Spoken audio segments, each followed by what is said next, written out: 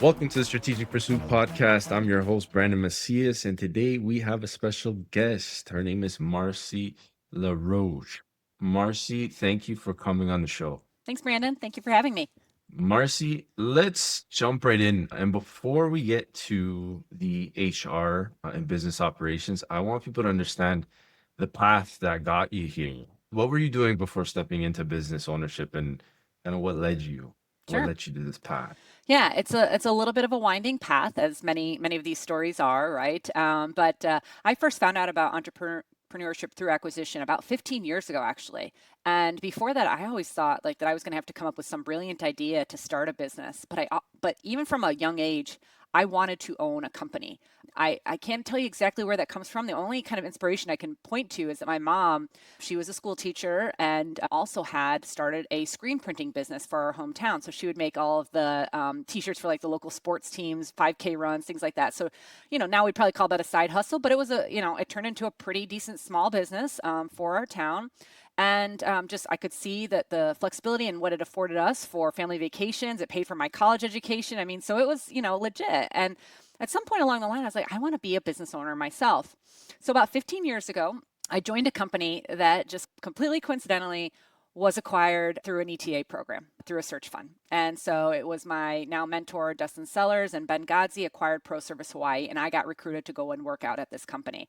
And starting to find out about this story about that they put together a fund and bought this company a few years prior. Like I didn't even know that was a possibility, right? So now I've got kind of that going in my head of like, oh, okay, so I could be an owner, but I have to buy something, but I need a lot of money, right? I need personally to have a ton of money. I need to be very rich in order to do this, right? That was the perception in my head. But over the last 15 years, I've met more people, I've been exposed to more of the ETA space and started to realize, oh, okay, there's a lot of different ways to accomplish this. Then what was holding me back, and I don't know if your listeners can relate to this or not, was just I'm not ready yet. So maybe I could put together the funds or the means to do this, but gosh, I don't know. Am I ready to be a CEO of a company? Am I ready to lead an organization? I probably was faster than I was willing to admit, right? But I had a little bit of imposter syndrome. I lacked that confidence. And then I was actually recruited back out to Hawaii to be the CEO of another HR company there called Makai HR. So I got my CEO experience. We sold that business. It was a very successful exit. So now I had at least a little bit of money to be able to do something with, or at least to search, I guess was probably the best way to put it. And I had now the experience that I had run a company. So I was like, okay, this is my time. If I'm going to do it, it's going to be now. So I went out and I did a self-funded search. I gave myself 2 years and found CHR here, our company that I own now, in 6 months. Oh, okay. And I mean, after you were in that role, already the CEO role, you had experienced that exit. How confident were you at that point to go ahead and kind of do this on your own? I mean, I think there's always a little bit of, I would say like on a scale of 1 to 10, I was like a 6, maybe is the best way to frame it. So I was like, I'm pretty sure I can do this, but I might fail miserably. But I think it was the conviction that I wanted to do it for so long that got me over any hump of a lack of confidence, Brandon, right? So even those, voices in my head that maybe said like, are you really ready? Is this the right thing to do next? Are you willing to take this risk? My goal and the drive I had towards being a business owner overcame that. So whether I was actually ready or not, who knows? Who will ever know, right? But I think that it was just the time was right and I was ready and, ready from a ownership perspective, wanting to do this, taking this next step. So I went for it. Awesome. And I mean, you went into HR. This was an Hmm. HR consulting, was it business? That's correct. Yes. Yeah. So very comfortable in that space, right? The vast majority of my career has been in the HR outsourcing space. So, yes, I'm very familiar with it. I understand what small business owners are looking for when it comes to HR, what they don't want to deal with, what they have to deal with, right? And just kind of, helping to take that off their plate and really support them on that. So, the business that I sold in Hawaii was an HR firm. And so, when I started my search to be an owner, I thought, gosh, I have so much experience in this vertical. Like, let's just focus on that. So that was what my search was focused for. I was looking at HR consulting firms, PEOs, payroll companies, background check companies, anything that was executive search, anything that was tangential to HR, right? Like in that world, I was willing to look at. Now, don't get me wrong, Brandon. When I was doing my search, like, I'd have some like manufacturing companies come my way or home services or whatever. It's like, I always looked at them. So I don't want to say that I was the most disciplined searcher in the world, right? But like, I always kind of pull myself back of like, could I be successful running this other type of business? Possibly. Certainly people do it all the time. People acquire companies that they've never set foot in anything even remotely like that type of company. But I just felt like my experience would lend towards such a higher chance of success if I stayed within my area of expertise. And I had so much experience in that, particularly leading Makai HR out in Hawaii, that it just felt like kind of a no-brainer. And paired with there were opportunities in the market to acquire HR companies, right? So like that was a nice mixture, right? So I wasn't looking for something that didn't exist. But yes, so we are an HR consulting firm here based in Orlando, Florida. It's a 60-year-old company. I bought it from an 80-year-old gentleman, really lovely. So I'm actually the third generation owner of CHR, which is exciting. Wow. Okay, let's talk a little bit about that because I mean every deal kind of it looks different every single time, right? That experience that you had with the other business that you guys closed on, you had the CEO experience, Mm-hmm. that transition, from A to Z, how different did it look to this one? You had an expectation in mind.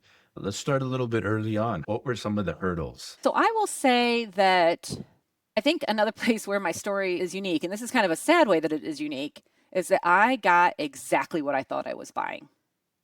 So, the gentleman who sold me this business, Sandy C., he was about to turn 80 years old. He owned this company for 44 years, which was older than I was at the time that I acquired it.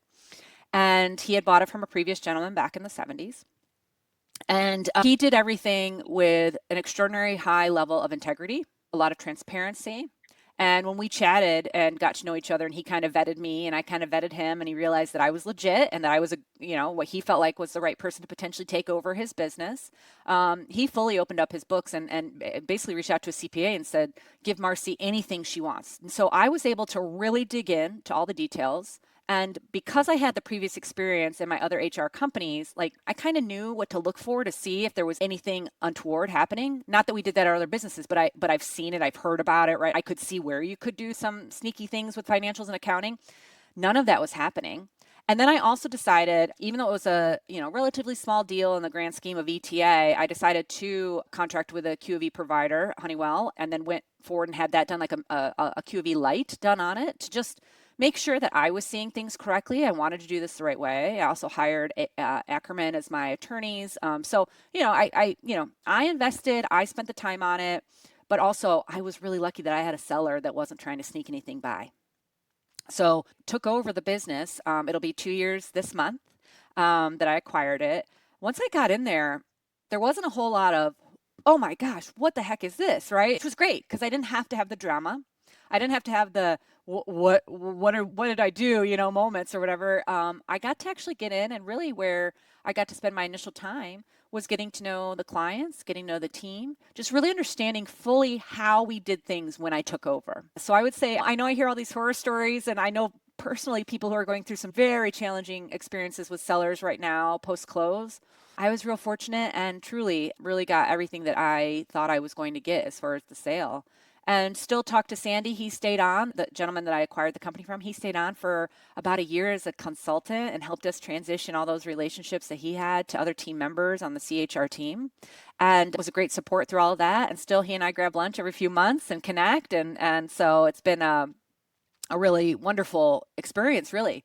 Yeah, no, I mean, sounds like you got really blessed with this one. All good things. And talk to me about the seller. I mean, he was very honest, right? He was very straightforward. And I guess that 1 year transition, you guys talked about it, it went well and perfectly as you described.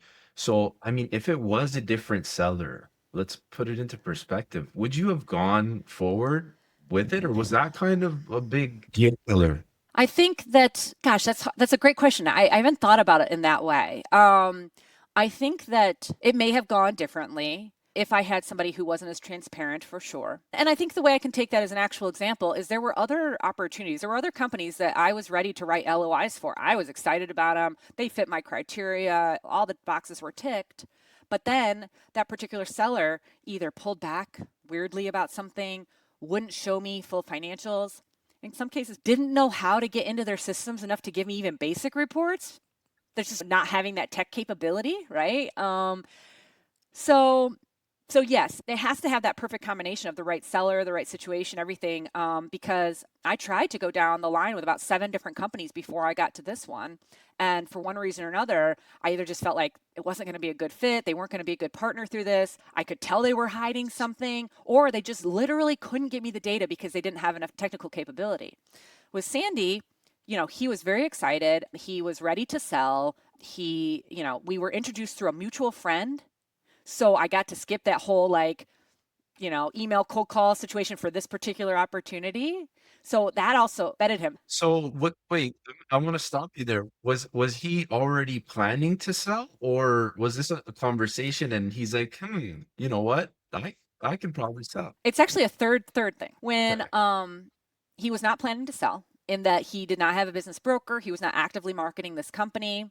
I know other people he was here in Orlando, I'm in Orlando. I know other people in the market here who had tried to buy this company in years past and could not come to an agreement with him. I think the timing was just right, because when we had our first introductory call, we were introduced by a mutual friend of ours here in Orlando named Scott Milson, wonderful guy. So I think it put Sandy at ease that someone like Scott, who's so well respected in town, said, Marci's legit, you should talk to her. She's looking for a company like yours, and vice versa, right? That Scott was like, hey, Sandy's great. Like, this is a high integrity individual. I think you'd like working with him through this. You should have a call with him. So Mhm. when I actually got on that call, that first initial call, he wasn't planning on selling, but he was ready to sell, right? So there's a little bit of a difference there, because what he said to me was, if you don't buy this company, I'm probably going to shut it down.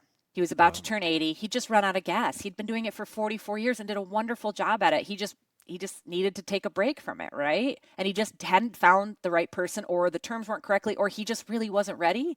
But I caught him when he was ready. But through a mutual friend, here I am now, a business owner. And so I think you gotta do all of the things still, and then you gotta just put it out in the world and tell everybody you possibly can that you are searching to buy a business. So just in case it comes up in their mind that you're the one they think about, like, oh, yeah, you guys should connect. I think he might be interested in selling at some point. At least get on each other's radar, right? Little did I know that it was going to be basically 2.5 months later and I'd own that business. Yeah. Yeah, no kidding. And I mean, building a lot of beautiful relationships, I'm sure, in that process as well, right? Um, so that's definitely helpful. Well, you know what? All the stars aligned, and the seller got somebody amazing to acquire and take care of his baby. So that's great. Congrats. Thank you. I do want to transition into HR specifically, because Mhm. some people don't know specifically what HR is and how important it is to have it within a business. So let's talk a little bit about that. Let's see. If you don't prioritize HR and you don't follow every law, the vast majority of them people get away with, unless you have an employee that calls you out on it, right? So there are hundreds of thousands, not millions of business owners in the United States that have just ignored it for years, decades even, generations sometimes, right? Because they just haven't Yeah. gotten caught. Now, are they still paying payroll taxes? Sure. But are they following every single state, federal, and local regulation? Maybe not, right? And so that's kind of the inertia that we push up against Brandon, is that, well, like, we're getting away with it. We can DIY it ourselves. We can Google, we can chat GPT it. Like, it's enough for us to feel comfortable with what we're doing. But when they get caught, right? When there's an issue that comes up, when an employee makes a claim, when an agency does do a spot check or visit, like for immigration enforcement or something like that, now we got a much bigger problem than just if you had just done it the right way all the way along, right? So it's a risk mitigation thing. Having HR, having compliant HR, following the rules, doing the right thing, not only helps reduce risk for your business, but it also creates a better employee experience overall, right? Like, it shows you are investing in your employees, you appreciate them, you're trying to do the right thing for them, and you're supporting them through whatever that particular law or regulation is intended to do for the employees there. So, where I like to focus on with the small business owners is like, hey, sure, it's an investment. I get it. I'm a small business owner myself, right? Like, we've got to make choices about what we spend our money on, right? What we have, we've got expenses. We've got to have some profitability. We have to have a sustaining business. But when I think about the risks and how expensive those risks are when it comes to HR, And that is not only with like a federal regulator coming at you or EOC coming at you out of the claim or something like that, it's also turnover with your employees, right? Like stats Yeah. show that turnover can cost you 30 to 60% of annual salary. So why don't we create a better HR function for your organization, create a better onboarding experience for your employees, lower that risk mitigation, support them through life changes, things that are happening in their world that they need support through. And if they do transition, to a termination, whether it's voluntary or involuntary, that we do that the right way as well, right? To lower and reduce your risk for any sort of claim at that point. Okay, so you talked about hiring, kind of retention, accountability, and really, making the employees feel like they're taken care of, right? So Mm-hmm. uh, that's what HR does. What else does HR take care of within a small business? Particularly now, right, with so many people working from home and remotely, like it is very, very hard as a small business owner to navigate all the different patchwork quilt of HR rules and regulations across the United States and different local areas within individual states. And then if we start cross border, right, like it just not like somebody who lives and works in Florida, and then you have an employee that is in Illinois. I mean, there are 25 laws that you have to like know how to do. And as a small business owner, I didn't get into business to learn, to do that, right? Like you get into business to do all these other amazing things that small businesses do and to support our economy and people in the community and things like that. So we can take that off your plate and we can proactively and if you've done something wrong in the past, right, reactively help you to solve for this patchwork quilt of HR regulations. And then every administration here in the United States changes, so every 4 years it changes again, right? So that is a lot to keep up with, in addition to if you're in manufacturing, you have other regulations you have to pay attention to, right? It just becomes a lot for small business owners when they could partner with a company like CHR for our fractional HR support, our fractional HR leadership, to take that off their plate and really run with that for them. So it's about, the employee experience and making that better, keeping your great employees, finding new employees, and then also helping you to stay compliant and keeping that workforce happy and supported throughout their entire, employee life cycle for your organization. So you're not out there researching the Colorado Department of Labor website to try and figure out what to do in this situation or whatever. Like, you have somebody like us on call, we're going to navigate that beautifully, quickly, very efficiently for you and help you to get past whatever challenges you're experiencing in HR. Amazing. Do you have any examples of, stepping into a small business and seeing how like the improvement of the performance stability changed once you guys stepped in? Maybe somebody who didn't have that, didn't think about HR from the get-go? Yeah, we've been working pretty frequently recently with children of the previous owners that are now taking over. So they're in their 30s or 40s, they're taking over from their parents, and they're looking at it and saying, like, gosh, yeah, we've kind of gotten away with it for a while, but that's not going to work anymore. Maybe that's not my style. I want to have a little bit more structure and foundation because I want to grow this thing. And it's really hard to grow and bring on new employees when every single time you bring on an employee, you do a different process, right? So now you become inefficient. You've got people pulled into this when they need to be out there doing revenue generating activities or customer support activities, for example. So, I can think of a specific example where we came in and they didn't have a handbook for their employees, which is a risk thing, but also like just makes it really confusing for employees. And so the way that they were handling PTO requests was at a location by location program. So everybody in the company was on essentially a different PTO program, and accounting, which was centralized, could not figure it out. The employees were upset because they thought they were accruing, at this one location. The other ones thought they were getting payouts at the end of the year. Like, I mean, because they didn't have a documented PTO policy, something that might seem practical to most people. And so we went in there, we got a gauge from the managers, why, what are we doing these different things? What's the best thing? Work with ownership, the new ownership of, what are you trying to accomplish from a PTO policy standpoint? What's market standard, which we, is a really nice thing that we can bring to the table, is like, we're not just talking about your company, but we can come in and tell you what are other companies like yours doing with regards to this particular policy, and work collaboratively to create one. And then help communicate that out to the employees, particularly the ones that might feel like they're being negatively impacted. And how do we kind of make it fair for them, pick some things up for them? And now we are on a clear, consistent, documented PTO policy across all the employees, which is just eliminating so much, inefficiency, hassle, bad communication, employees being pissed off, like whatever it is there. We're past that point now with that business and heading into much more strategic things for the company, which is exciting to see. Wow. You are acting as a consultant for a CEO essentially at the beginning, Yeah, right? 100%. Hmm. Yeah, you are leading the North Star for them to success, right? Yes. To succeed in this business. So, I mean, huge value, right? Huge value for a business owner, from what I'm understanding. So, I mean, speaking on that, because you really have to analyze these businesses and see where there's friction, see where you can add that value or where things need to be restructured even. So Mhm. how do you start that process? Where do you look at first? Do you go in? What talk to me about that? Yeah, so we do start with the discovery first, and then we move into what we call the diagnostic. So the discovery is more of a conference call type of situation, Teams meeting, Zoom, whatever, and we're just gonna talk it out. We're gonna talk it out with the typically it's the owner. Perhaps there has been someone who's been managing HR. That might be the admin, that might be an ops person, something like that that's been kind of handling it in their own way, right? And occasionally we do have companies that still bring us on and they have a HR person. So we're going to bring those couple of people together that are really handling HR, and we're going to have that discovery. Then we move into diagnostic, which is a little bit more in depth, where we're really going to look behind the curtain. We're going to look at all of your processes, your procedures, your documentation, your employee files. I mean, just across the board.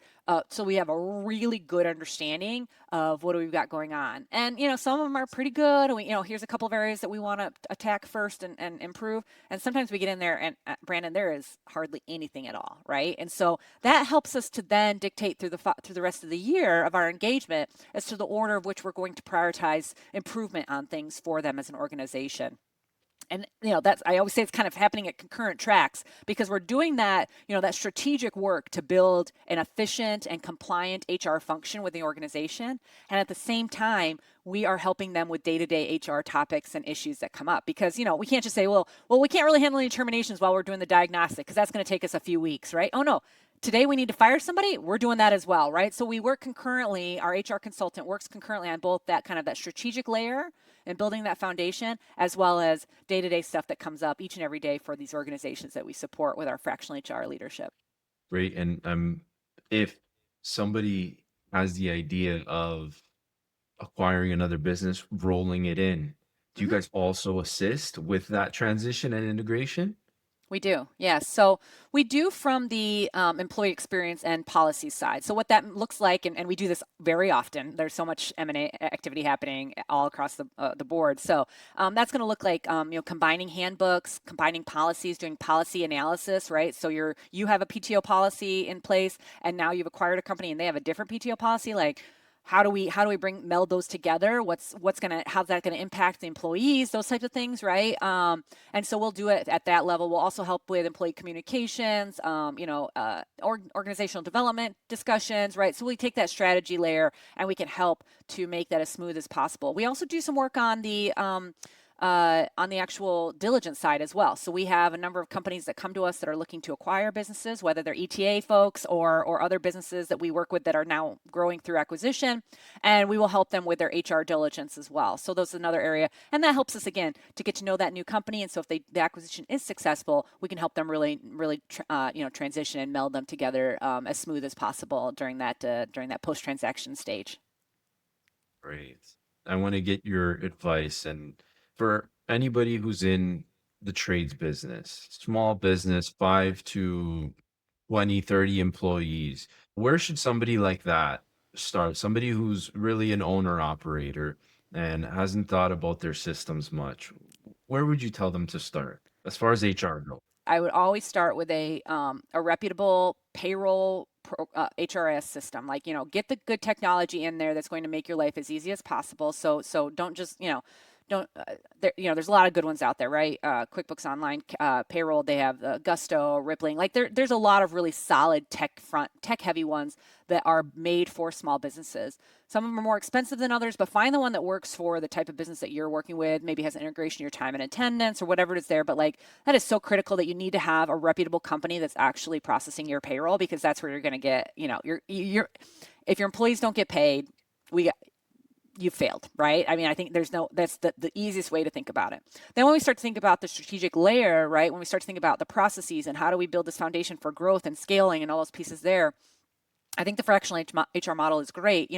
Obviously we're not the only ones out there that do that, but find someone that is, referred to you, that's reputable. I always look for, I always suggest that folks look for companies that do fractional HR. Not, I love my solopreneurs out there, but they've got capacity, and if they decide to go back in house for HR or whatever, you're kind of on your own. Whereas if you're working with a group of folks, like you're just going to get a little bit more value, I think, from that experience potentially. But yeah, going with somebody who's reputable that has true experience leading HR. Our team, the least experienced person on the team is me, and I have 19 years of HR experience, right? So like, you're looking for people that have seen it, done it, experienced it, and can help you really truly take you to the next level on that. So of course I'm biased in answering that question, but I think where I see some business owners are going more towards the AI side of things with Claude and ChatGPT and things along that nature. I think they're going to get there. They're not quite there yet. I can still put in about 10 different prompts in the Claude that's going to tell you to do the wrong thing. So I think, I truly believe we're going to get there. We're not far off, but for today,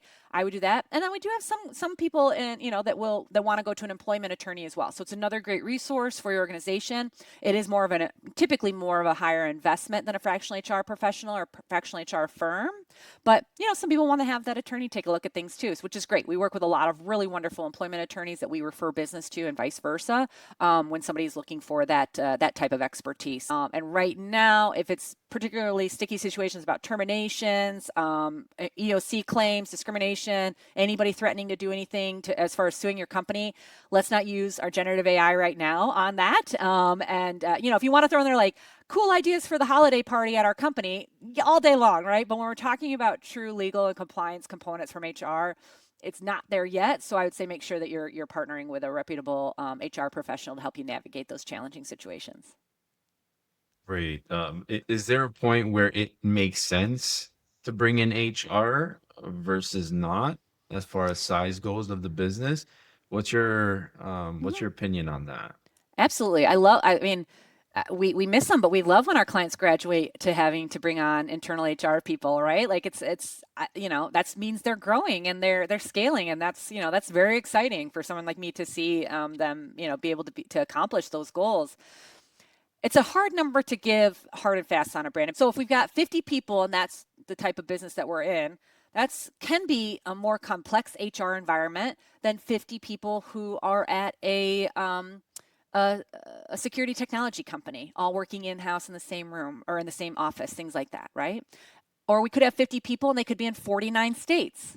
Or we have 50 people and they're all here in the state of Florida, right? So it's a little bit hard to put an exact number because it does really make a difference to the size, complexity, locations, things along that nature. And so, but I would say I typically see that once we get to 100 to 150 employees, we've at least got like an HR admin, an HR coordinator level, possibly an HR manager. And then once we get over that 150 employee range, now we're probably starting to look at an HR director, VP of HR type level. And then it just kind of goes up from there. But I mean, I was talking to a business on Friday. It's 180 employees in the trades. They don't have any internal HR, and they're doing fine. And they're ready for fractional HR at that stage, right? So it really depends. But I would say those are some, just kind of some kind of ideas for that number there. Oh, amazing. Yeah.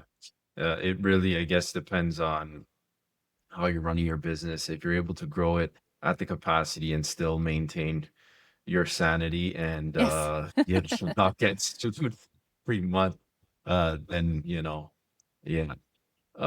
But Marcy, I appreciate you coming on. I appreciate you sharing all the knowledge that you have, and I want to congratulate you again on the success of the business. All the stars Thank you. aligned. It was a great acquisition, and I already know you're going to continue to grow. So Thank you, Brandon. I appreciate the opportunity to share the story. And if anybody can use our help with anything, you can reach out to us. Our website is www.seayhr.com, and you can reach out directly to me. I'm also on LinkedIn. So yeah, would be happy to chat with anybody who's got any HR questions.